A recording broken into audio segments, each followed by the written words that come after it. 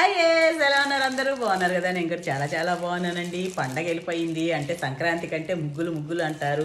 వచ్చింది వెళ్ళిపోయింది, అయినా సరే నేను కొనడం అయితే మానలేదు. ముగ్గులు కొన్నానండి.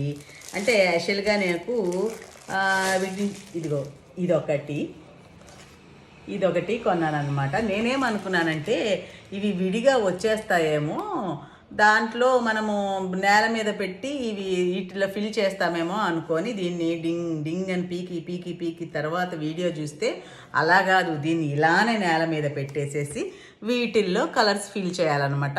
మళ్ళీ తర్వాత వద్దనుకున్నప్పుడు దీన్ని ఇలా ఉంపేసేస్తే మళ్ళీ అలా యూస్ చేసుకోవాలన్నమాట.